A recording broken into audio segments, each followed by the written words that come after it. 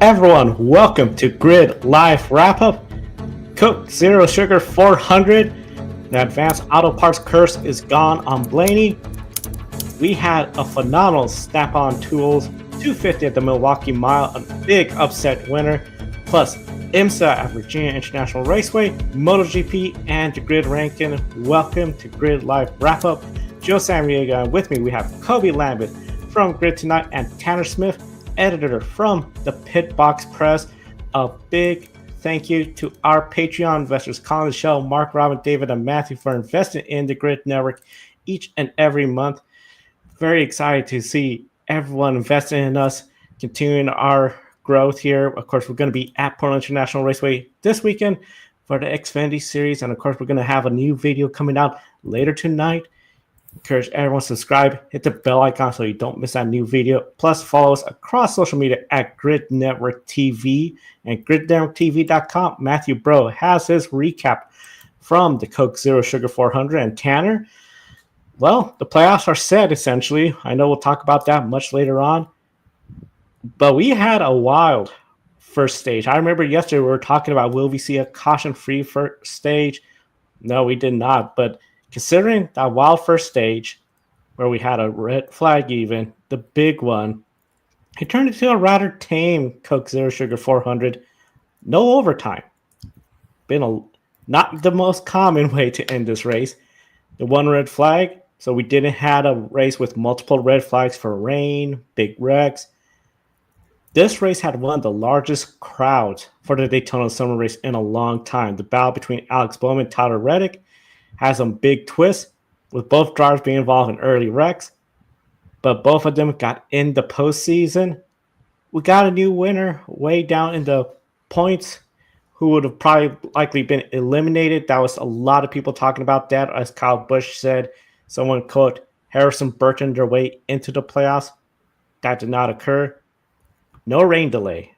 That was the best part. I know when we were on the air, there was already on the speedway, but that didn't mess up the night. No overtime, no mass amount of chaos. And we're not questioning, was this race a good look for the sport? Who was leading at the time of caution? The race going to overtime, ending on caution. It was very simple. In the end, Ryan Blaney, 13th to 1st in 2 laps in a thrilling 4-wide finish to conclude the regular season, was his second win of the year. Tanner, was this the best Coke Zero Sugar 400 since its move to the end of the regular season? And was it the best super speedway race in the next-gen era? I think if we're talking about true super speedways, Joe, it's definitely got to be up there. I think that the Daytona International Speedway had what was debatably its best product thus far with the next-gen car since the 2022 Daytona 500, which was more of a byproduct of every driver and team not really knowing how the car was going to respond throughout a race, and just so much newness happening in the 2022 500. So I think that for this event, it definitely provided a lot more zest and vivacity to the plate racing we've gotten accustomed to. It felt like we definitely had some very brief stretches of fuel saving and things like that. But overall, it ended up in the end not really mattering too much, thankfully. There were drivers that pulled off right at that last caution. Brad Keselowski comes to mind, and eventually just ended up losing his shot at the victory because he came down to pit for fuel there with about 10 laps to go. And I think that some of those major players that could have been up there fighting for the win ended up completely shooting themselves in the foot because they were banking on yet another caution. But it seemed like the field kind of got all of their wildness out of them on lap 27 when that crash unfortunately took out about 12 to 15 cars. But at the end of the day, as far as is this the best super speedway race that we've had since the Coke Zero Sugar 400 moved to this date back in 2020, I would disagree with that. I think any of those Gen 6 era races, whether it be 20 or 21, were far better than this. I still think the next gen car kind of has a long way to go before I would really give it, a vote of confidence as far as the plate racing, because me personally, I felt that the end of the Gen 6 era was probably the best pack race plate racing we'd ever seen on super speedways. That said, I do think that this race was certainly a step in the right direction. I felt that it was really great to see at the very end of the race the third line developed at Daytona. We have been talking about that incessantly for the past 2 years, that when it comes to these restrictor plate style tracks, it just seems that unfortunately it's a battle between the top two lines that are closer to the bottom of the racetrack, and you can't really get that third line formed. So I think it was a really great step in the right direction to see that third line finally get formed up a little bit. And not only that, it actually propelled the winner to the victory last night, with Ryan Blaney taking it to the high side because he didn't have any other option, being in 13th place coming to 2 laps to go. And he ended up pushing Cole Custer out front. And then when Justin Haley threw a very wicked block down the back straightaway on Custer, who tried to duck beneath him, it allowed Ryan Blaney to sneak by on the outside and claim the victory. So all in all, it was a fantastic race. Definitely a plate race that didn't make me feel, super uneasy throughout the entire event like most of them do. And, it was really nice to see all of those drivers, as desperate as they were at the front to get a win, not race too stupidly. I feel like we've definitely seen our fair share of bad blocks over the years at Daytona at the regular season finale. I feel like it was more so in the Gen 6 era than this next gen car, but at the end of the day, I felt it was a phenomenal race on a traditional super speedway, and hopefully we can build on this to have an even better Daytona 500 in February. I really hope this does build up for a better Daytona 500, especially after the Daytona 500 ended. We were all talking about, has super speedway racing become too random? Has it become a lottery? I felt this was a race where really strategy did have a small role in it, but it wasn't the randomness we saw at the Daytona 500. One thing I was really happy to see, how this new A-post flaps worked out. We saw some cars get sideways, started spinning around. Those flaps came up. No cars getting airborne. I think Ryan Prix has to be really happy about hearing that as well, too. And overall, like you said, even when we saw drivers like Justin Haley, Ryan Prix up there towards the front, they'll try to block, but they weren't making boneheaded blocks was going to cause a big crash. I'm thinking a lot of drivers sort of, after Daytona 500, realized we got to tone this down a little bit. I would love to see this continue on this trend where we're going to see better and better racing throughout the super speedways. I know Talladega, that's going to be a little bit crazy. It's the playoffs. Atlanta is its own little beast of its own, but I think for Daytona, especially since this is a track where you have your big event of the year, your Super Bowl of the entire season, we want to see more racing like this. We do not want to see a repeat of what happened at the Daytona 500, where we saw caution after caution, overtime, the best cars getting taken out, somebody going from 5th to 1st because the others all crashed out and went in the race.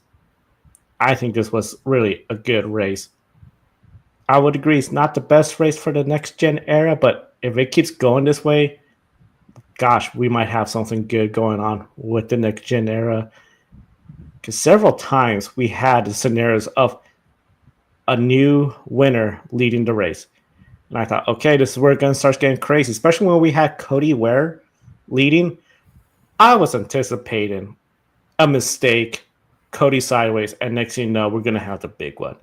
We didn't see that. Give him and that team credit for playing the cards right to get themselves towards the lead. Daniel Suarez came home 2nd place. Justin Haley, 3rd place. Cole Custer, 4th place in a 4-wide finish. Now, Suarez, of course, does not have a ride lined up for next year. Justin Haley has been on the hot seat with rumors swirling about his future with Spire Motorsports. out of all the winless drivers, were these two the two drivers that needed that win the most? Yes and no. I mean, Justin Haley absolutely needed a victory last night, but unfortunately, it just was not meant to be. I mean, he did everything he possibly could without wrecking somebody, and that's really all you can ask of your driver is to race hard but fair. And I felt that's what everybody up at the front at the end of that race did. So I didn't really come away with this race with any, misgivings about how anybody decided to drive the end of that race. I think that for Justin Haley, I mean, he mentioned it in his post-race interview on NBC that this race, is one that they circled on their calendar because they've had such a hard year, and this is where Spire Motorsports got their first and only win all the way back in 2019 when this race was still held in July. But I felt that coming down the stretch there, it looked like it was going to be Cole Custer if he just, stayed in front of Ryan Blaney. But, Justin Haley did throw a very, excellent block that he continued to block all the way down to the apron. And I felt that overall, the, cars up at the front, even though they've all, won races, obviously Suarez is a two-time winner, a top 10 points finisher, made it to the round of 12 twice. Cole Custer won in his rookie year and then just hasn't really had the success that his Xfinity Series career at the time would have given you the impression he might have. In fact, this was Cole Custer's first top 5 since Kentucky, all the way back in 2020 when he won that event. So that's saying quite a bit without saying a whole lot. And Daniel Suarez, as we mentioned, he obviously is out of a ride currently that we know of next year. And I think that a win and getting himself into the playoffs probably would have helped him in his free agency. But honestly, I felt that Suarez played the race almost perfectly. If it hadn't been for Blaney, I mean, he probably ends up winning the whole thing. But I think that of those three, I think that Custer being on a new team, quote unquote, Haley being on the hottest of seats in the NASCAR garage, I think that either of those two needed wins more than Suarez did, more so to kind of help justify their place in the sport, like more or less. That said, though, I think Daniel Suarez needed it more so to kind of help solidify plans for next year. And hopefully for all three of them, they can land on their feet and, find their place in the NASCAR ecosystem next year, whether that be at the cup level or below it. But you got to really tip your cap to all three of them. They all three could have raced, like they had like chickens with their heads cut off, and they kept their heads on straight. And everybody made it to the finish without sustaining any terminal damage. So I think that's a win in everybody's book, even if it's not a win in the record book. Yeah, I think it has to feel pretty good. I know it stings the thought of they're not in the playoffs, but overall, I think especially the display of driving we saw yesterday from everybody.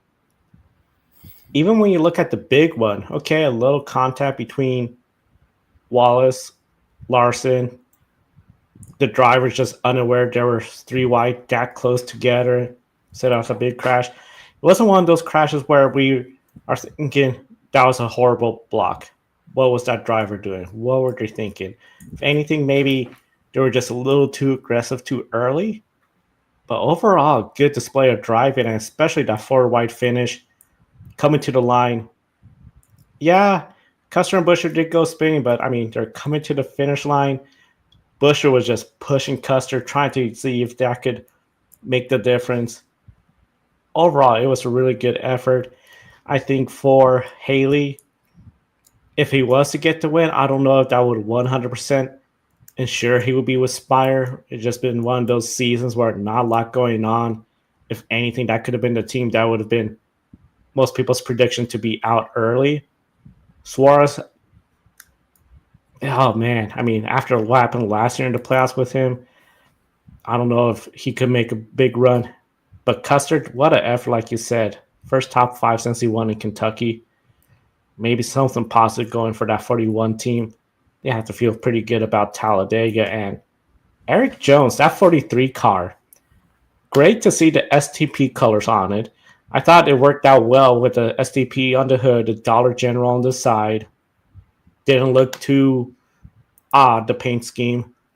Really good effort, great drive. Just unfortunately, I think it was a push from Kyle Larson during the backstretch. Got him way squirrely. Went to the high side, lost a lot of positions, but still managed to come into the top 10. And Ryan Prix, another winless driver who has been airborne twice here.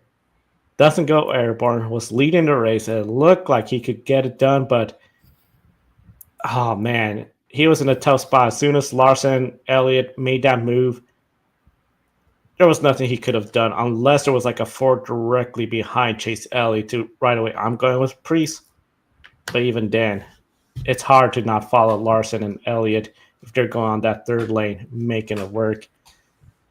This was just some really fun racing. I just enjoyed watching this. And of course, all of this to set up the playoff grid. And of course, the playoff grid itself. Taking a look at it, 14 different drivers got in by winning a race. The two that got in by points are capable of winning races. Tyler Reddick made the championship for. Alex Bowman has had good runs in the playoff. All these drivers, the potential to win out there, they all have winning equipment. I would say maybe Austin Dillon is the outlier, or SVG if he doesn't have good results on the oval in the first round, which of course, Darlington, Worldwide Technology Raceway, and Bristol. When it comes to looking at this playoff grid, is this the most stacked playoff grid since this format was introduced? Well, Joe, let me ask you this. Do you mean the 2014 initial version where we didn't have playoff points, or are you talking about 2017 when we moved to the stage points and playoff point format? I say in the stage points, playoff points format. Oh, man.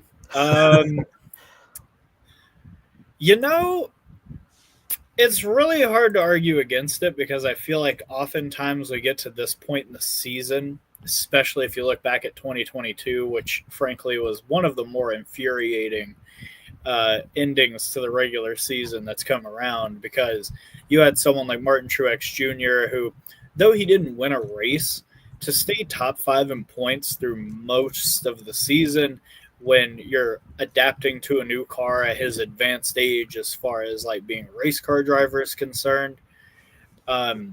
It was a Herculean feat that I don't think was really appreciated in the moment. Oh, hold on. I have an alarm going off. I don't know why. Give me 1 second, folks. Might be time for getting one of those drivers that you were talking about, Martin Truex Jr., on the phone. Well, I don't know what that was about.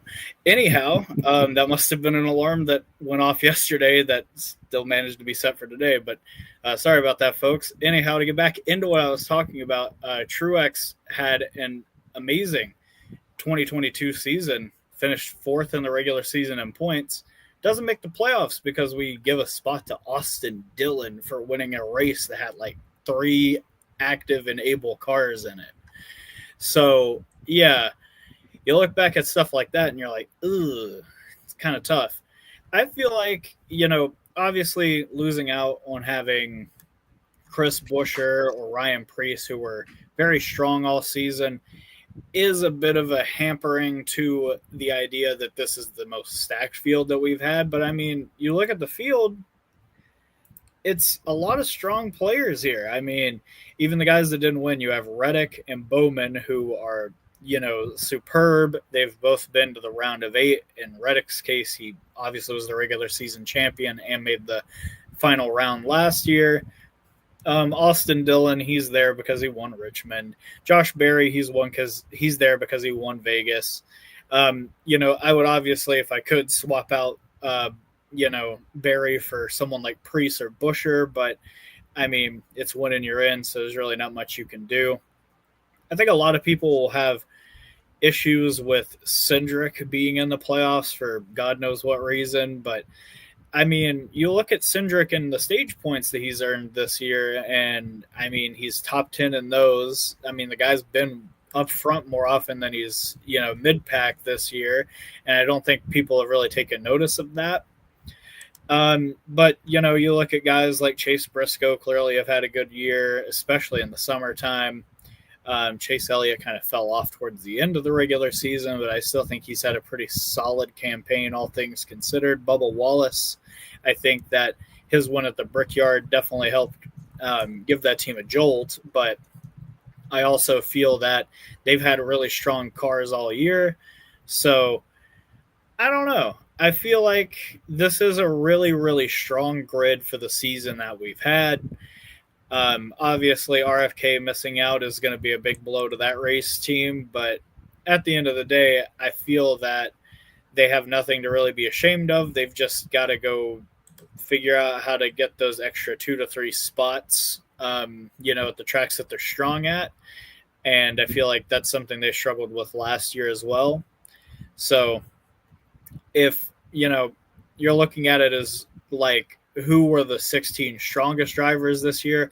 I don't know if we necessarily have that, but I'd say we at least have 13 to 14 of the strongest drivers we possibly could have had in the postseason. And I think that's really the best you can ask for in a format where almost half of the field makes it. Overall, when it comes to this playoff grid, I got to agree with you. I think it is a bummer to see, especially Chris Buescher, not making it into the playoffs. He knows how to win. He's good at Bristol. He could win at Darlington. That would have been a really great addition. Same time, I feel like it's not exactly as big as, say, Austin Dillon getting in after that chaotic race in Daytona where everybody crashed because of the rain, and we had better drivers out of the playoffs.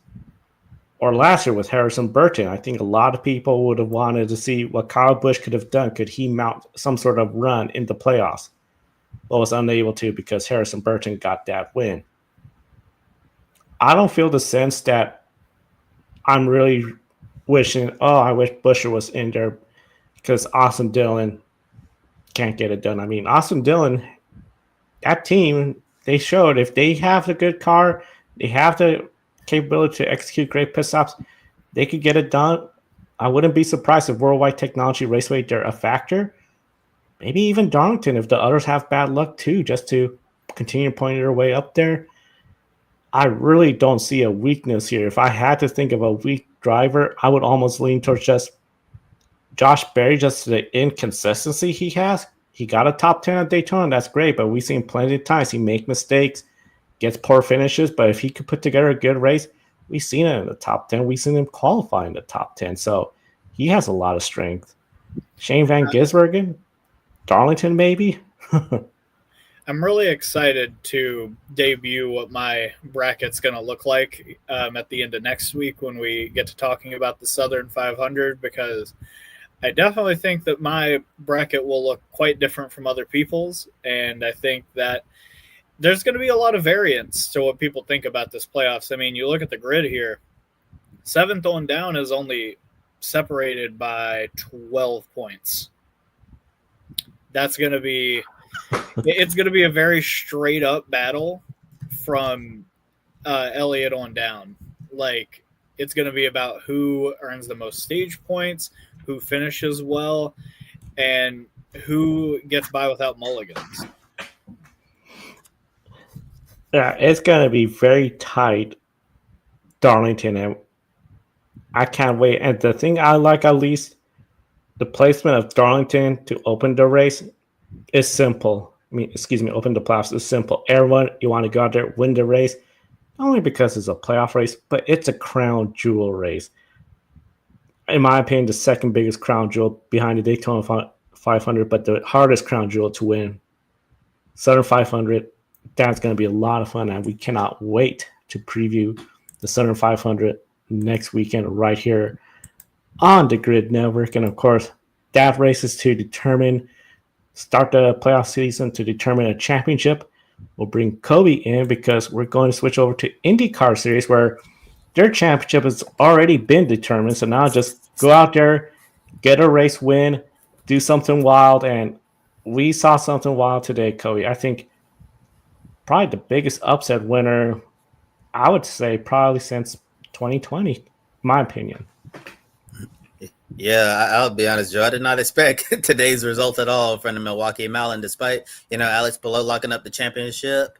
A couple of races early, today's race proved that there's still plenty to race for and a reason to show up to the track. And the record book may show that one driver dominated the race, but this race was far from a snoozer, especially at the end and in front of a sold-out crowd at the Milwaukee Mile. Also got to tip your hat to IndyCar, for being able to get a sellout crowd. And we talked about the crowd at Iowa and, how it was extremely disappointing. And then to bounce back on another short oval, have a sold-out crowd at Milwaukee. Well, big deal for the IndyCar Series on this one, so got to tip your hat to them, for getting people out to the track.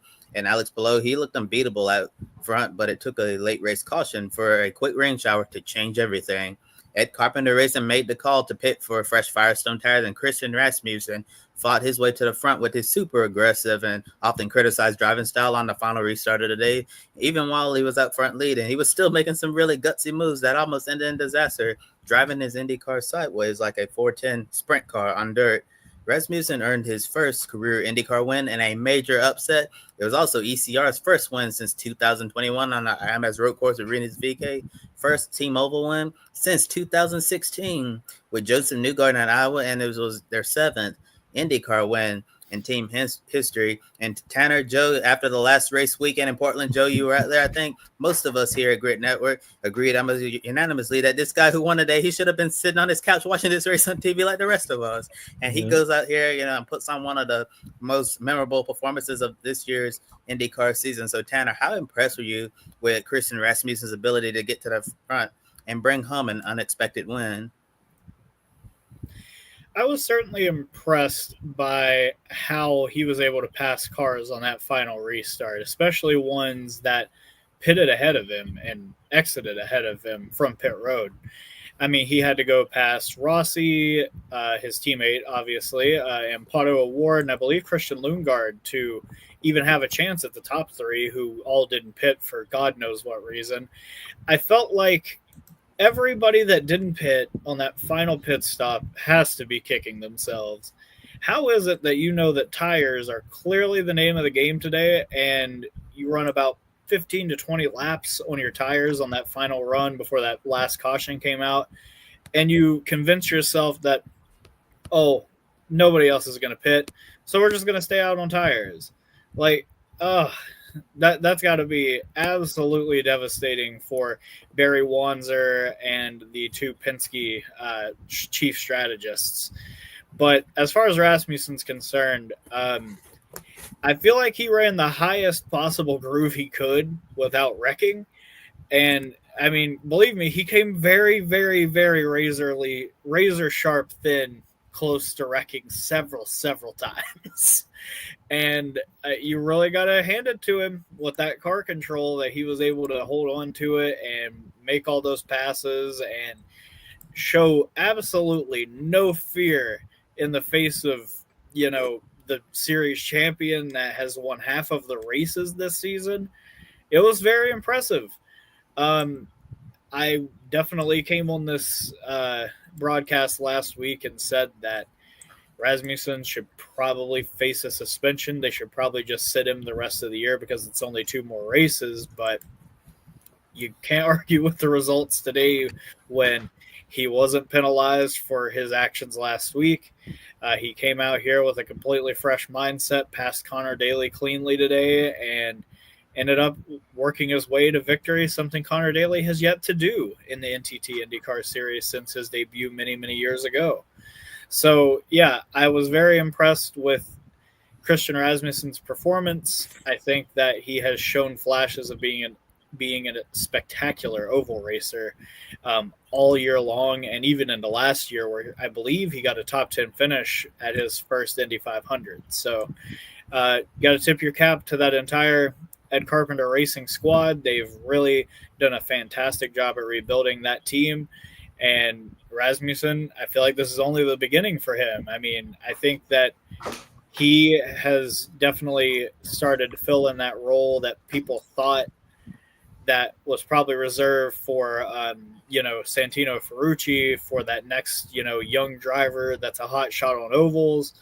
I feel like he's definitely filled that slot way faster than Ferrucci has. And, I mean, the sky's the limit if you can, perform on the ovals like this in the NTT IndyCar Series. I feel like, you could end up at one of the larger teams, eventually, or you could continue with Ed Carpenter and continue to raise their profile. I mean, that's something Joseph Newgarden did with them almost a decade ago. It's hard to believe that. But, Rasmussen, fantastic drive from him on those last 30 laps. I think that, you got to really hand it to those guys on that team. Very fantastic drive from them, and a fantastic strategy call to put their young driver on fresh tires towards the end of that event. You bring up a really interesting point, Tanner, about that last pit stop and why would some drivers not come in. I was thinking, okay, they're going to pit, but I just didn't know with the dirty air how powerful it would be, because along with Christian Rasmussen, who did the stop, Alexander Rossi, 4th place, Pato O'Ward, 5th place, Christian Lundgaard, 5th place, 6th place. Then I'm looking down, Malukas, Dixon, 8th, 9th. I really thought, okay, we'll see some drivers make the pit stop. They'll gain 3 or 4 positions, but I just do not see them exactly going towards the lead. But Christian Rasmussen proved me wrong with his very aggressive driving style out there, just putting that car in spots where, I mean, we've seen how in the start of the race, Connor Daly would use that high line. Christian Rasmussen was doing the same thing. We saw how Christian Rasmussen was putting that car so close to the wall that I thought it's game over. He's getting there. He somehow saves it. He keeps going. The power move he did to get around the Penske drivers, he really utilized that restart to get around most of the drivers and just put on the effort to hunt down Alex Palou. And I felt like when he was hunting down Alex Palou, that was the opportunity for him to, okay, maybe save the tires a little bit. He was still very aggressive, but he wasn't pushing as hard as he was on that last restart. Goes to Palou. And what a move by Palou to try to block it. And Rasmussen, I'm going to use the high side, those 2 inches apart, fighting for the win. And the crowd was going wild when he saw Rasmussen take this win. My goodness, this was a really fun drive by Rasmussen. I think it shows a little bit of what people have talked about. He is aggressive. I think at Portland, it came out in a very negative light of what happened there. And I was one of those people there that said, I think he should be sidelined. I think he needs to be talked to. We felt like race control made a mistake by not talking to him or putting a penalty on him. So now this is where it gets interesting. You have a driver that shows they have the aggression. If you give them the equipment, they could go out there and potentially get the win. Yes, there was some strategy call with that final pit stop, but at the end of the day, that is the name of the game here. You go out there, try to find a way to get positions. You're not just going to get a win by just following the leader, stuck on 4 pit stops. Make that 5th pit stop. Get those fresh tires and see what happens. And Rasmussen proved he was the best driver with those fresh tires. I mean, I thought potentially Alexander Rossi will get up there into the top 2 as well. He did not. Rasmussen did.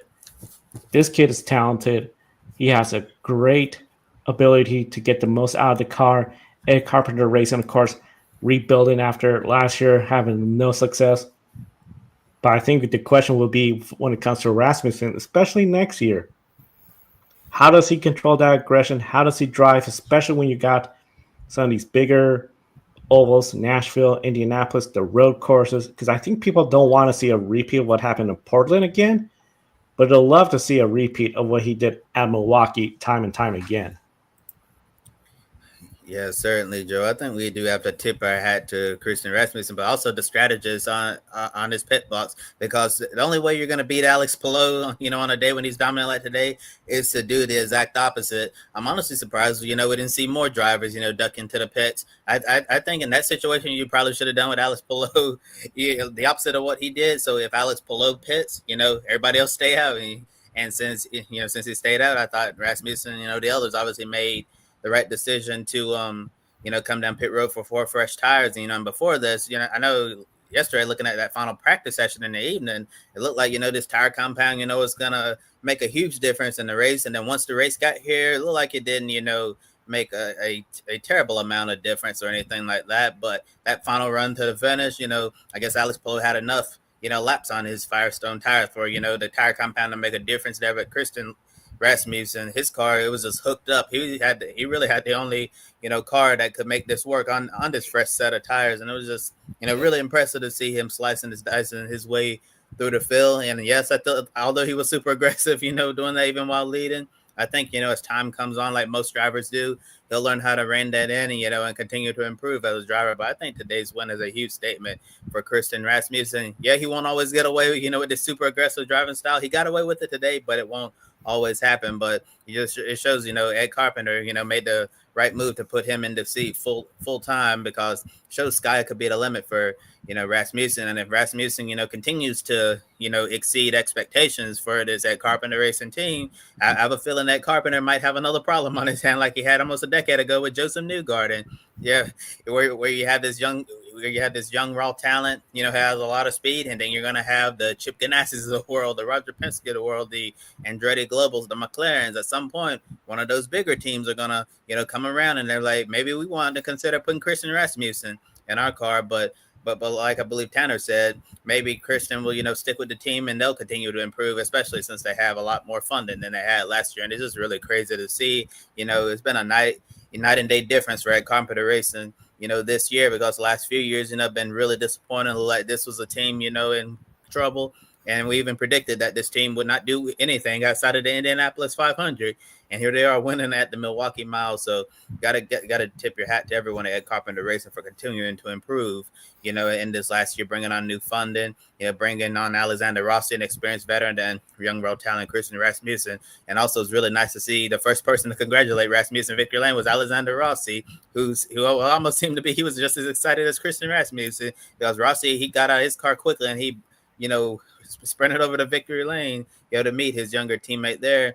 And hopefully we'll see Rossi get a win for ECR at some point. If it's not next week in the finale in Nashville, but maybe in 2026. But definitely a day Ed Carpenter Racing won't forget anytime soon. And coming into this year, Alex Palou has had never won on an oval or shown the kind of dominant performance on those tracks until this season. Joseph Newgarden was the fastest, in the first practice, but he was not a serious threat to Alex Palou. Pato O'Ward has an oval win. Now Rasmussen has a win, and we come to one oval, the next weekend at Nashville, the season finale, with 2 winless Penske drivers this year, Newgarden and Scott McLaughlin. So Joe, specifically focus on Joseph Newgarden. Do you think is labeling him the oval master like a thing of the past? And do you think he can bring home a win, in the season finale at home? I think it is true that he is not exactly the oval master no more. I think the competition has really stepped up all around when it comes to the ovals. Ed Carpenter Racing, they're getting there. I don't see why they can't continue to improve. You look at Aaron McLaren, what they've done.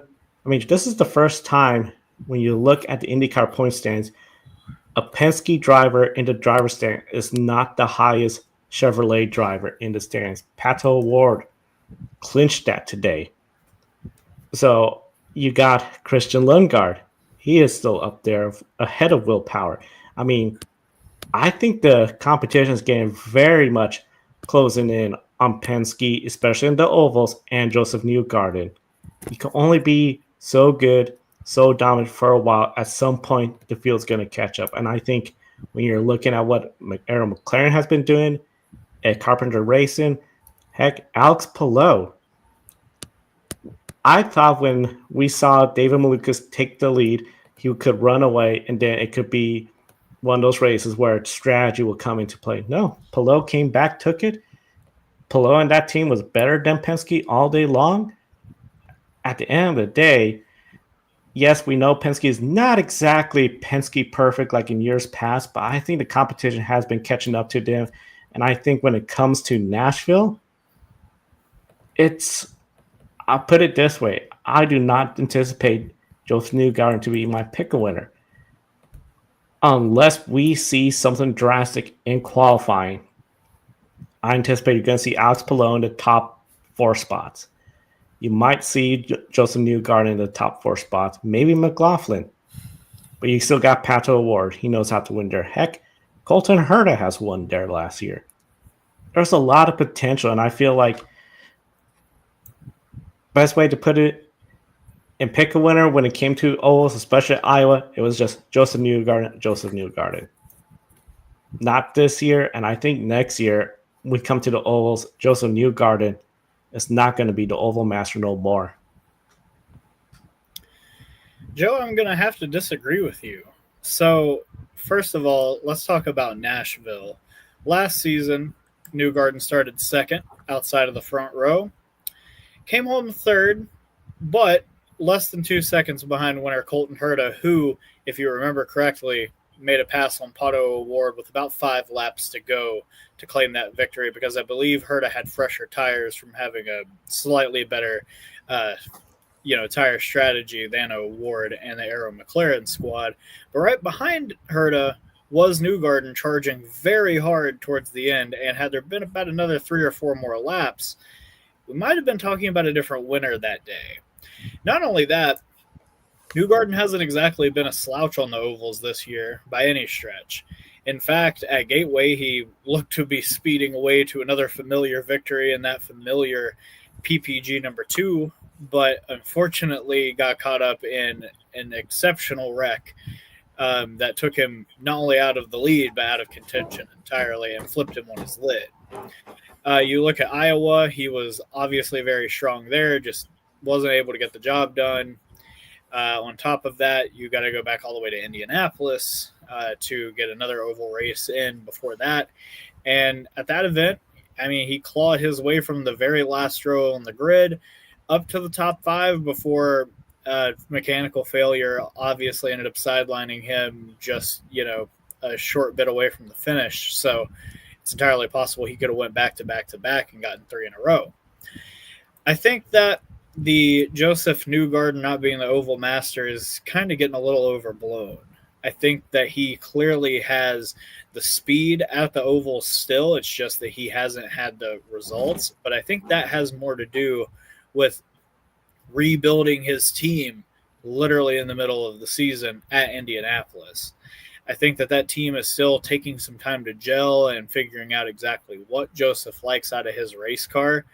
But I think to say that the guy is not still one of the guys that you should look toward every oval race as one of the ones to look out for, I think that's a little much. I think Joseph Newgarden is entering the prime of his career, and I think it's only up from here after the tremendously awful season that they've had with the Tasty Twos. So I think going into next season, it'll be interesting to see how he and his number 2 bunch come out of the offseason. Hopefully during preseason testing, they'll be able to find a rhythm and get back going. But I have no doubt that the Joseph Newgarden-led team will come back better and stronger next year. It's just a matter of when they'll be able to hit their stride and how strong that stride will be. So I would say look out for the 2 next year, because I think they'll be very, very, very determined to prove to everybody that they're still the top dogs and they're still someone to be, feared in the IndyCar paddock. And going next week into Nashville, trying to show out for his hometown fans, I think that would be a perfect time for old Joe New to get back onto the top of the podium right as the year is about to hit midnight. Yeah, 2025 season for Joseph Newgarden, mostly been forgettable, like a year of what if. And Tanner, I tend to agree with some of the points that you were making about Joseph Newgarden, because there were several circumstances in which the results could have been different. I believe if it wasn't for that penalty in the Indianapolis 500, we might be talking about the very first driver to win 3 Indianapolis 500s on a row, because you saw how he came from the last row on the grid up into the top 10. If it wasn't for, I believe, an issue with the field pressure, that took him out, a fuel pump that took him out of the Indianapolis 500. Who knows, how far Joseph Newgarden could have gotten up through the field, because he was really coming. And if he had started, where he, qualified, Joseph potentially, could have been up there fighting with Alex Palou for the win. And then, Gateway, we've talked about that numerous times on this show. Looks like he was going to sell off into the distance and end up in victory lane there on another short oval. But fortunately, it was involved in that scary crash with Louis Foster. I have a feeling if it wasn't for that, Joseph would have won that race. And given what's happened this year, I think I'm going to predict it right now. I don't know how well he's going to perform in 2026. None of us do, but I predict that next year is going to be the bounce back year for Joseph Newgarden and his number 2 team. I don't think that it's basically over for him, and in regards to being able to win on an oval in IndyCar, because he still has a lot of good years left in him. If Will Power and Scott Dixon aren't any indicators of how long you can go in this series and continue to compete at a high level. I just think, like Tanner said, that this year for Newgarden, it's really been a lot about Team Penske having a down year, having new personnel coming in and out of that team. And I think once, they get through the off season, and into next year, you can try to build some chemistry, finally get the right people in the right places, as, Team Penske has basically had to rebuild this entire IndyCar program with a lot of, with their higher ups getting, after the Indy 500 qualifying scandal and all of that. So I think it's just going to, take some time and see what the new IndyCar program leader, Jonathan Duca, is going to be able to do for not just Joseph Newgarden, but also the number 3 and the number 12 team moving forward. And now moving on, one of the drivers who was the early stars of this race today at Milwaukee, David Malukas, he had a strong run going until a slow pit stop put him a lap down and ended up derailing his race, but still he managed to bounce back and finish inside the top 10. Will Power crashed out after contact with the wall, and we should know more about Power's future and the status of the number 12 Chevrolet either this weekend at Nashville, this coming weekend, or shortly afterward. Tanner, what more can Will Power do to save his seat? And do you believe that Team Penske has already made their final decision and we're just waiting for it to be announced to the public? Part of me wants to believe that Roger Penske probably already had his mind made up, but the other part of me is like, Will Power has been your best driver all season. It just seems callous and stupid to toss him aside like yesterday's trash. I mean, it'd be one thing if he was thinking of casting aside Joseph Newgarden, who is 16th in points, for somebody else, but tossing aside a guy that's top 10 in points and has been clearly and far and away your best driver all season, even if he is at an advanced stage for an IndyCar driver, just seems silly. I do think that there's really not much anything Will Power can do at this point. I mean, obviously, you can go out and win Nashville and lead every lap. I think that'd be a pretty solid message to show that I'm still that guy if you're Will Power. But at the same time, it's just really, really hard to read what Roger Penske is thinking. I think that it's kind of a fool's errand to try to get into that man's head. But I think that it'd be really, really, really, really, really silly to get rid of Will Power at this stage. Now, I think that there have been some interesting things that have come out about Will Power and the negotiations that he's had with Team Penske to stay in that car. I have heard things such as Power wants a 3 to 4 year extension. At 44 years old, he'll be entering next season at 45 years old. I just don't think that that is a wise investment on either of their parts, but I think it's more so that I think Power probably feels at this junction that he could probably make it for 4 or 5 more years, but I also think that it's easy to feel that way when you're still competitive. We have obviously seen drivers amongst a number of racing series have great seasons late in their career and then all of a sudden just hit a cliff, fall off. I think that for Will Power, I think that it's more about, I would hope, him wanting to retire on his own terms rather than being told when he has to retire. And I think that's something that Helio Castroneves did not get that kind of he didn't get that kind of privilege from Roger. Simon Pagenaud did not either. So, I mean, if we're going off of how Penske has traditionally handled these situations, I'm liable to think that Will Power is probably not going to make it back next year, even though I think it'd be, again, profoundly silly to not bring back the best driver you've had this season. And not only that, could be the only driver that you have that has actually gotten a win this season. So I think if you're Team Penske, obviously David Malukas looks like the next great thing, but I also think that there's something to be said about having the current great thing already in your car, and it'd be really, really goofy to move on from it. I would agree in the sense that when it comes to Will Power, he got a win this year, dominating fashion at Portland International Raceway. He could still win. He could still have good races. I mean, he is the highest Penske driver in the driver standings, while Scott McLaughlin, Joseph Newgarden have been struggling for a better part of the year. This race didn't go well, but I feel this is just one of those racing deals where you can have these kind of things occur. I mean, last year, Will Power was in the title fight for the championship until a safety belt undid everything. The fact that there might be rumors of, contract negotiations holding this up, I think is more showing that if there was a middle ground where both sides agreed, I think it would be very safe to say Will Power will be back next year in 2026. But it's just a matter of, like you said, Tanner, the age, a 3-year deal, if that's really the holding point, you can't really blame Mr. Penske for doing that. If anything, when it comes to a Penske driver, when your time's up, you don't get a final season farewell like Mario Andretti did when he was retiring, or Richard Petty, a farewell season to thank the fan. There is pretty much, well, we'll see what happens at the end of the year. Oh, we're going with someone else. Best of luck to you. We've seen Helio go out to another team, Meyer-Shank Racing, get the Indy 500 win. We saw Helio Castroneves go to Meyer-Shank Racing. Unfortunately, an injury sidelined him. There's rumors of alternatives for Will Power. It's going to be very interesting to see how it turns out. But overall, I feel like the way he's been running, I would keep Will Power in that seat if they can make a deal.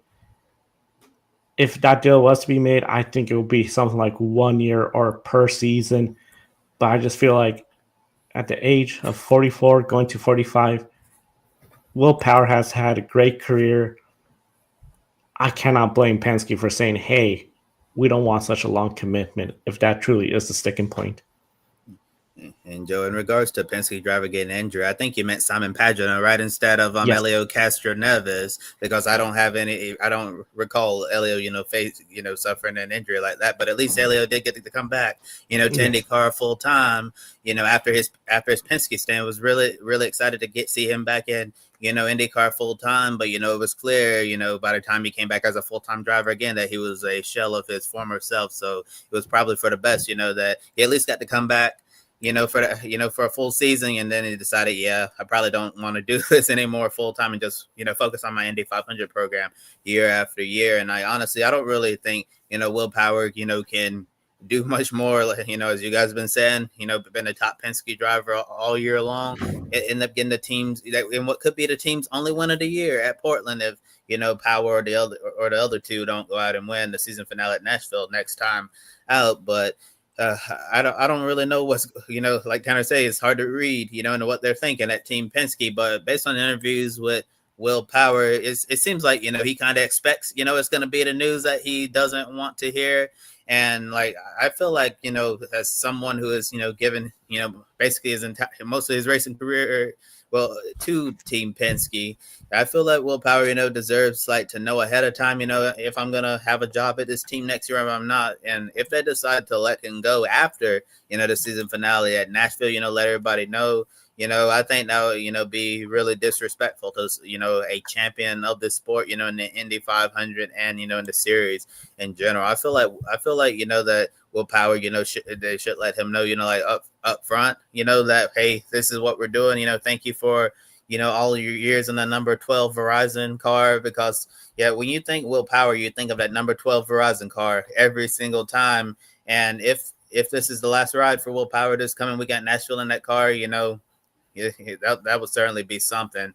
It would be nice if they let him know ahead of time and they were able to like celebrate all his years at Team Penske for one final weekend. I think that would be great. It would leave a sour taste in my mouth. Personally, I don't know about you guys if they decided, to move on and be like, there's like no send off, like no recognition of what you were doing at Verizon Chevy all these years, and we just decided that we're gonna move on, to another driver who is more than likely going to be David Malukas. But certainly this is going to be the hot topic for the next week or two, just waiting to see, is Will Power going to stay or if he's going to go. And I have a feeling if he goes, although most of the drivers, have contracts for next year in this series, I think there are going to be a lot of teams, consulting with their lawyers, trying to figure out like what we can do to get our current driver out of our seat. Because like, even if my driver lineup set for next year, Will Power becomes available, I'm going to be honest, guys. I'd be looking to cut the weakest link on my team, because Will Power is someone, even at his older age right now, he can still get the job done in the short term, and he would be someone I would want to plug into my IndyCar program to try to see if we can, get some great results for him. But we're certainly going to be following what's next for Will Power in IndyCar. And while we had a sold-out crowd today at the Milwaukee Mile, not all seats were available, as the Turn 1 stands were topped off with sponsors. The Firestone Tire Compound delivered at the very end to produce a thrilling finish. And plus, we had our first new winner in IndyCar since Christian Lundgaard at Toronto a couple of years ago. So over 2 years since our last first-time winner. So, Joe, what do you make of the challenge of winning an IndyCar, especially if you're not an Andretti, Ganassi, McLaren, or Penske driver? Because it seems like it's really rare to see a driver outside of those teams, to win an IndyCar race. It is something where those are the teams that have sort of dominated IndyCar series. Now, we've always talked about how IndyCar is so competitive, you almost don't know who's going to win. But most of the time, it's going to be somebody from Andretti, from McLaren, from Chip Ganassi, and from Penske. This year, as dominant as Alex Palou with Chip Ganassi has been, McLaren has been strong. Kyle Kirkwood, a great start to the season. It really shows that in this series, while they may be the top four, you can still have good days by these smaller teams and get the job done. I think of Ryan Svieke at Toronto getting that podium finish for Dale Coyne Racing based on strategy call. It was a strategy call to get that extra set of fresh tires by Ed Carpenter Racing to get that. So while it's not impossible to win, like say in Formula One, where unless the McLarens and the Red Bulls crash out and maybe the Ferraris and the Mercedes, then you might see somebody else surprisingly get that win here. IndyCar, very different. While you might have those top tier teams, you put together a good race, you put together the strategy that could get you out there to the front, whether it's a podium or the win, it's achievable here. And I think it really shows how this team has been so, this series has been so competitive.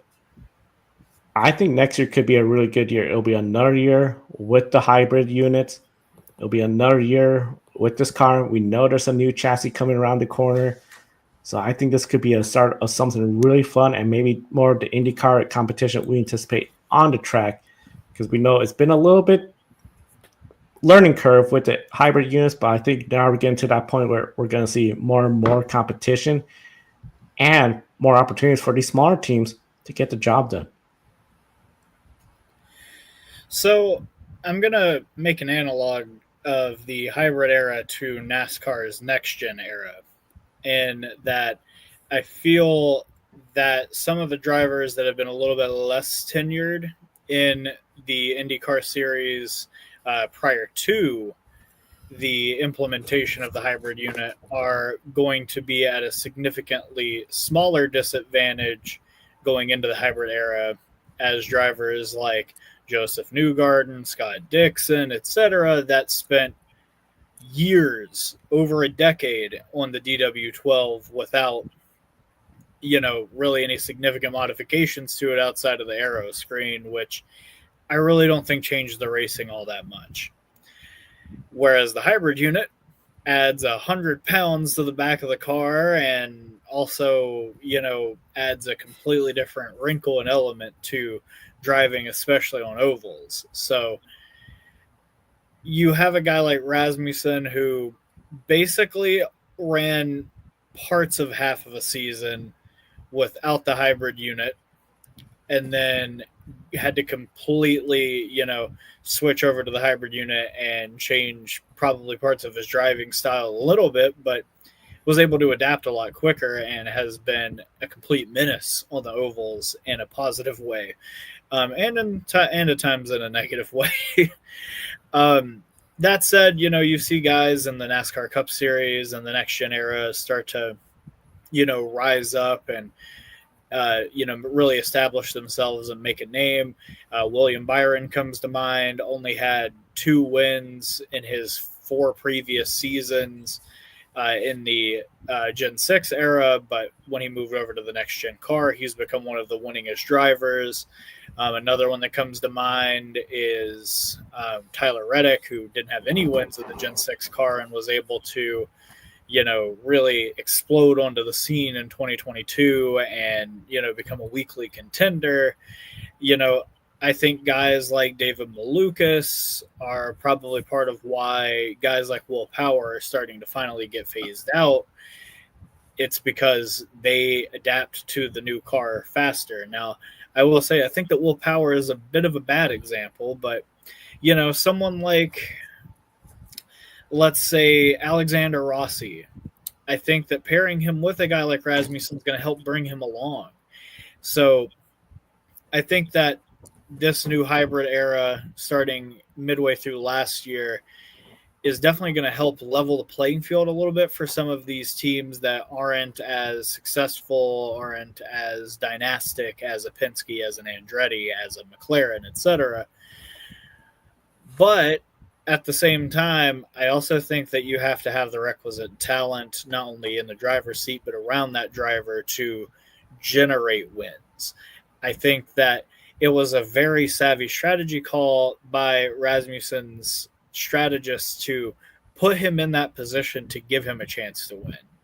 I think that, Barry Wanzer got completely hoodwinked by that decision late in the event, and they ended up getting bit by it because, I feel like oftentimes you'll have, fourth on back pit, but they don't end up making it to the leader.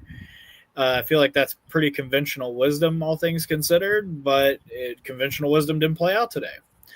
And I think that if you're able to surround the young talent that's able to adapt to new technology a little bit easier, I think if you surround them with the requisite talent and the requisite minds that can, make a fast race car, anything's really possible.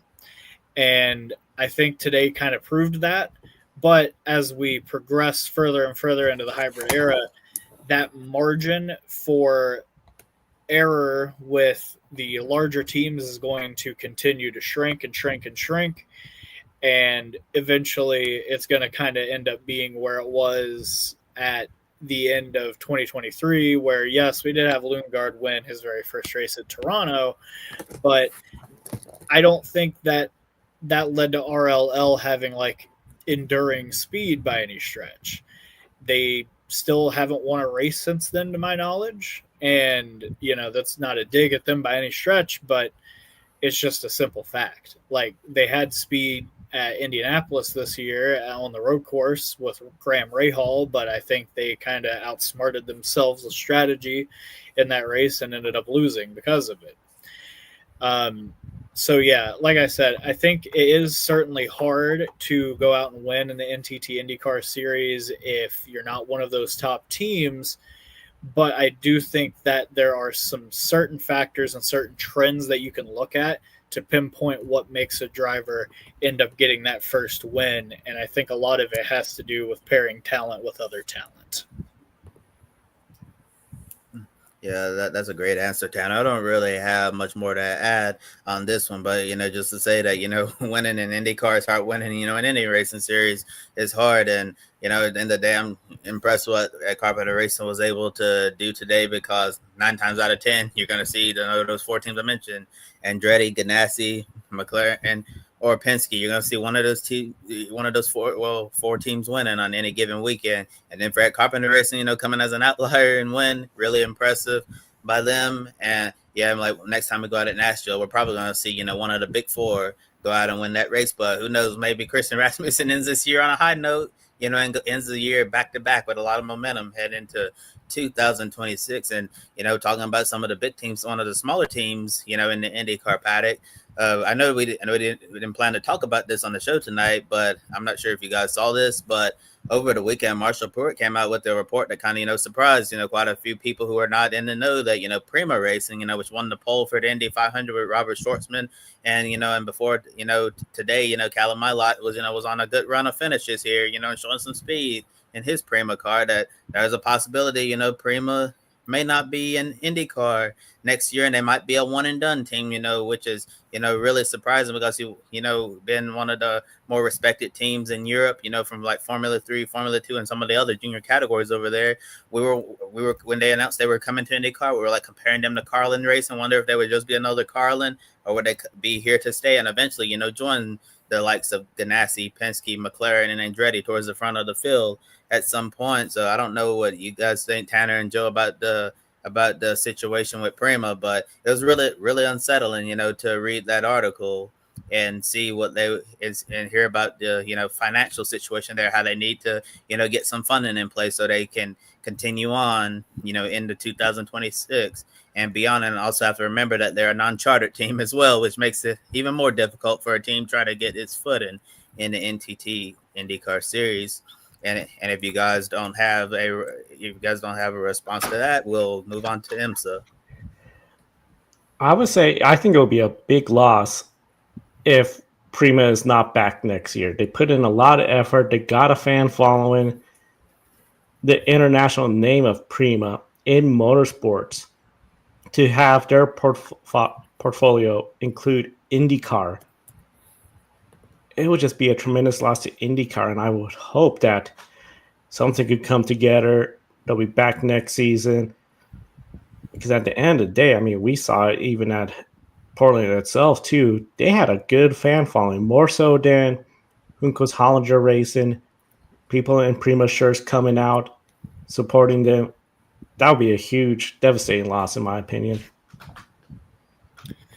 It would certainly be a loss for the NTT IndyCar series and its future. I think that this just came at a really inopportune time for them. You have the charter agreement that took place that started this season. I think that that's going to obviously be a significant financial hindrance to a team that doesn't have one, as we've obviously seen in the NASCAR circles. But on top of that, financially, the world economy has not been doing great this year. I think that that's going to obviously hinder development for a team that, is practically based overseas, especially with, rising tariffs and things of that nature. So doesn't really come as a surprise to me, but it's also just not a really great thing to happen for motorsports, or especially the NTT IndyCar series. But moving on from that, we did have another racing series return to the track this weekend,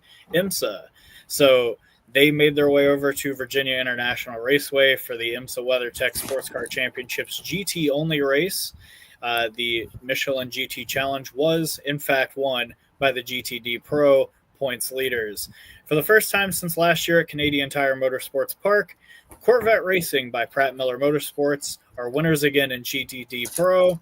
The number 3 Corvette of Alexander Sims held off the number 81 Dragon Speed Ferrari of Albert Costa during the final green flag run to the finish, as Sims and co-driver Antonio Garcia extended their points lead over Costa in the championship.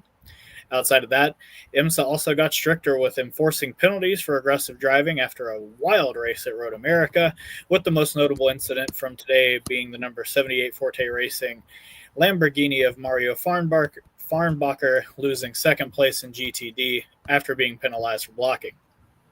Kobe, I'm going to throw this over to you. How important was it for Corvette to get a win this late in the season, and do you approve of IMSA being more strict with penalties after Road America admittedly got a tad out of control? Yeah, well, anytime you can win, this late in the season, I think it's positive, momentum that you can use to close out the season.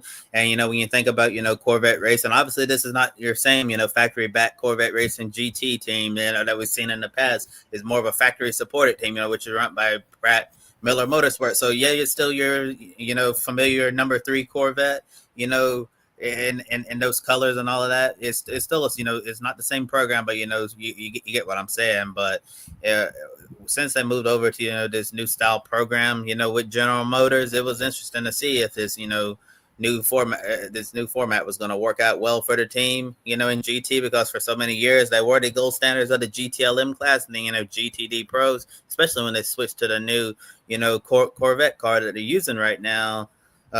We've certainly seen they haven't been the strongest as we've seen them in the past, and also in GTD Pro, seen quite a bit of inconsistency and all of that. So and for them to be able to get a win, while the others in the classes have been winning all year long, I think it definitely goes a long way for Alexander Sims and Antonio Garcia in their run for the championship. Got 2 races left at Indianapolis and in Road Atlanta, so I think that it was important for them to get this win so they can keep building towards the end of the season and try to come out as GTD Pro class champions. And in regards to race control, I honestly think we all saw this coming, that they were going to have to crack down after Road America, because Road America, it was like it got like the Wild West out there on the road, because you saw a lot of aggressive blocking, and then drivers weren't even trying to make the corners in certain circumstances. Like they would get alongside you and then they literally just shove you off course into the grass, which is not the type of on-track etiquette that you want to see. And then reading comments from the drivers out the Road America, there were a lot of furious drivers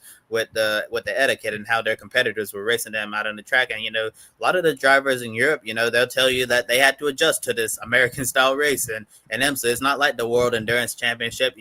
Some of the stuff that you get away with in IMSA, you'd never be able to get away with it in the WEC. Yeah, because if you get shoved off course like that, that's an automatic penalty. But the stuff we saw at Road America, you get shoved off course, it was a no call, and they were penalizing, drivers, for aggressive driving and blocking today at VIR.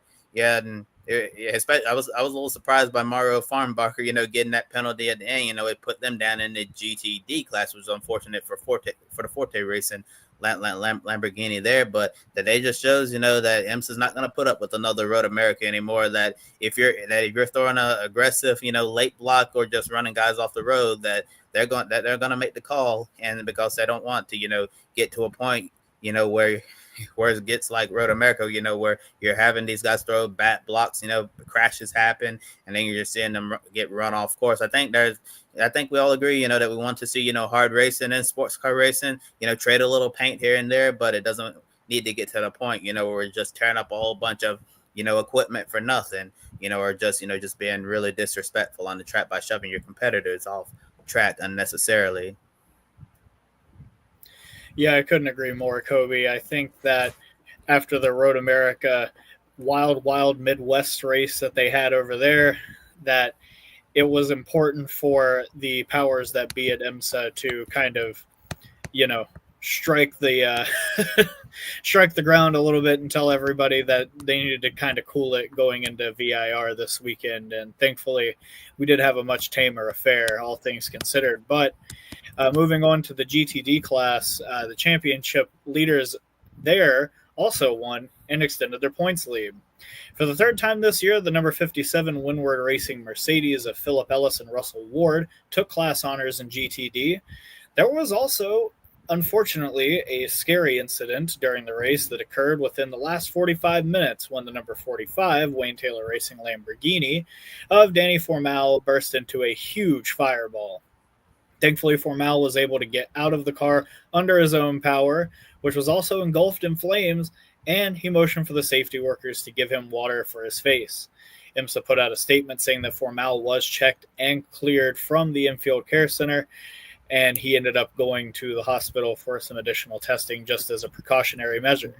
Formal posted on social media that he is okay, minus some burns to his face, and the WeatherTech Sports Car Championship returns on Sunday, September 21st, for the Battle of the Bricks at Indianapolis, with all 4 classes back in action for the 6-hour Michelin Endurance Cup race. Now, Joe, what happened to MotoGP? Plenty happened in MotoGP, and of course with MotoGP, rank 21 of the grid ranking dwindling down because taking a look at the top 10, Marc Marquez, the lone rider left in the grid ranking world championship, got another sweep, pole, sprint win, race win. The Hungarian Grand Prix is going to show Marc Marquez once again swept everything. Marc Marquez, he has such a huge lead. He is looking at claiming the MotoGP World Championship in the next 3 to 4 races. Depending on when he does it, whether it's 3 or 4 races from now, that'll leave 4 to 5 races left on the MotoGP calendar, and he could have this championship wrapped up. He is on a 7-race win streak, 14 race win streak if you count the sprint races. This guy is just unstoppable in MotoGP. Marc Marquez continues to stay in second place of the grid ranking behind Alex Palou. Pedro Acosta, though, who finished second in Hungary, has moved into the grid ranking, taking up the 35th spot, dropping Franco Morbidelli out of the grid ranking. Also, Ryan Blaney, he is in the grid ranking, dropping Chase Briscoe out, and he got around William Byron. So that means we started with 12 drivers left in the grid ranking. We are down to 6. Alex Palou, Marc Marquez, the lone rider from MotoGP, Brock Feeney, Oscar Piastri, Lando Norris, and Denny Hamlin are left in contention for the 2025 Grid Ranking World Championship. And of course, that's all going to come down to what happens to Alex Palou. He's most certainly going to continue having to score over 20 points. Very rare does a driver or rider with over 20 points not get the Grid Ranking World Championship. It's going to be very hard for everyone. It's just going to be a matter of what happens at Nashville. And of course, follow it on Grid Network TV and Grid Network TV across social media. With that said, Kobe, let's switch over to our one shining moment. And before we get to the one shining moment, I also wanted to add additional context on the IMSA part we just finished up. IMSA later came out, and said that Danny Formal, driver that Tanner just mentioned, was actually not transported to the hospital for evaluation as originally reported. So that was a mistake on IMSA's end there, for reporting that. And they also provided, some more detail on Danny Formal's, injuries, he had from that scary crash. And they said he had some burns to his lips and his cheeks specifically, but Danny said that he is okay. Yeah, so and definitely hope to see Danny back in the car, which sounds like he will be, at the Battle of the Bricks at the IMS road course coming up next month. And now it's time for our one shining moment. Let us know, here live or on replay, what's the one thing that stood out to you the most from this racing weekend, whether it was MotoGP in Hungary, IMSA at Virginia International Raceway, IndyCar at the Milwaukee Mile, or NASCAR at the Daytona International Speedway? And I'll let you go first, Tanner. What's your one shining moment? My one shining moment goes to the oldest oval facility in North America. I'm talking, of course, about Milwaukee Mile. I absolutely adore this facility, this 1 mile, 6-degree oval. I think that it does not get anywhere near the global appreciation that it deserves for being, obviously in use for so long. I think that it was a shame that the IndyCar series didn't race here for almost a decade, it seemed like. And I feel like they have put on 3 spectacular races since returning to the NTT IndyCar Series calendar, last year with a doubleheader and this year with a single event.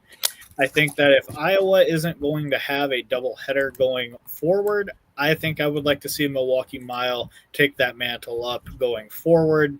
And I think if you're an oval racing series in North America, you should absolutely make it a priority to get your series to the Milwaukee Mile at some point during your schedule. I think that we in the U.S. need to honor these facilities that have stayed open and operational for their entire existence for such a long time. And of course, I'm also talking about Nashville Fairgrounds as well, which has stayed in operation for a long, long time as well, and looks to be heading towards a really neat announcement sometime in the near future. But all in all, I think that the Milwaukee Mile put on a fantastic event yet again, and I think that more oval racing series in North America need to get on the bandwagon and make their way back to the mile. Milwaukee Mile, such a great track. My shining moment is going to come from Pedro Acosta. Of course, earlier this weekend, he had a really scary moment. He lost control of his bike. Bike goes through the gravel and gets airborne over the catch fence and hits the camera of the camera operator. That was a scary situation. Thankfully, the camera operator was okay. Not harm at all. The camera, well, that's going to be replaced. But the nice part, after that incident, the two of them got together, hugged, autograph for the camera operator. They posted it on social media. I think it really shows what kind of person he is to go out there, check on the condition of the camera operator. And then, of course, MotoGP, they're going to be evaluating. They're going to be looking at how to make it even more safe. This was just one of those situations where that gravel trap with those grooves to try to slow everything down, just got that bike airborne, set it up there. So what could have been a very scary, potentially tragic situation, making the best of it, learning from it, and just showing that these camera operators, just like the race marshals, they do this to ensure we have racing so we can watch the racing. And that is my shining moment. And I have two shining moments, one main one and one more minor one. But main one, obviously, got to come from Milwaukee. Got to give it to Kristen Rasmussen for that epic drive at the end. Coming, off all that criticism from Portland National Raceway when we were debating whether or not he intentionally wrecked Connor Daly there, and then calling for him to be set out for this race. And some even went further, to be like he had to be set out the final two races, and then coming off that, seeming so unbothered by the controversy with Connor Daly, and then, just putting pedal to the metal and slipping and sliding his way around the Milwaukee Mile all the way to victory. What an incredible drive by him. And if he keeps this up, I think sky could be the limit for him in IndyCar. I still think he needs to rein in his aggression, and be smarter and situational, in a situational circumstance. He was, even when he was up front today, he wasn't, necessarily doing the brightest things at the front of the pack, just hanging it out, leaving it out there. But all in all, I think, you can't take away from what he did today. And really impressed with the young driver, and looking forward to seeing what he's able to do in his IndyCar career moving forward. But I certainly think that his stock is going to be a lot higher now that he's won an IndyCar race. And I don't think anyone, picked Kristen Rasmussen for our pick a winner segment. And I have a feeling moving forward, given how he's done on the ovals, maybe some people may take a flyer on him and see if he can get the job done again. And my second shining moment is actually going to Rubens Barrichello. And the reason why is, the Formula One Grand Prix winner who had a long career in F1. Yeah, this may shock you if you haven't heard, but Rubens Barrichello is now a NASCAR champion. Over the weekend, he locked up the NASCAR Brazil Series championship. It's just really crazy, after all these years of racing. Rubens Barrichello, we know what he's done in Formula One. We know he's been, racing in the Brazilian Stock Car Series, since he retired from F1, and he's done a few sports car races. Well, he's run Le Mans, he's run the Rolex 24, I believe, as well. And now he's shifted over to another stock car series in Brazil, NASCAR Brazil series, and now he's a champion of that. So that means since he's a champion, we'll see him at Charlotte at the end of the year, awards banquet, with the champions of the NASCAR Canada series, the Euro series, the Mexico series, all our international series in NASCAR. And I just think it's really wild that, after an entire, F1 career that nearly lasted for, I believe, almost 2 decades, and then a year in IndyCar, and then Brazilian stock cars, and then now Rubens Barrichello is a NASCAR champion. Words I never thought that would be coming out of my mouth. Rubens Barrichello, a very popular driver. Get to see him still out there racing. And of course, we still have plenty of programming. As I mentioned, a special video coming later tonight. Tanner Smith, of course, he had the opportunity to talk to Justin Allgaier about the Portland race weekend. That video will be coming out later tonight. Grid Encore tomorrow. Ben and Brandon are going to have plenty to talk about, including the Wawa race at Daytona and the winner there. The record shows Connor Zillage, but it was Parker Klickerman behind the wheel. Plenty to talk about with that. I know Kobe will be on the air grid tonight. It will be following, especially any update when it comes to Will Power, the Penske situation, since the upcoming race weekend is just right around the corner. Then we'll do this all over then. Grid Live pre-race for Darlington. And don't forget, NASCAR Xfinity Series at Portland. Special coverage from Portland International Raceway coming to you right here. So subscribe, hit the bell icon so you don't miss any of our programs right here on Grid Network. And of course, Matthew Bro has his article up for the Daytona race. We encourage everyone to check it out. Link in the chat room so you can check that out. And a big thank you to our Patreon investors, Colin Deschelle, Mark, Robin, David, and Matthew, for investing in the Grid Network each and every month. Without their support, we wouldn't be here, and we want to thank everyone for tuning in. For Tanner and Kobe, I'm Joe. Thank you for watching. We'll see you next time.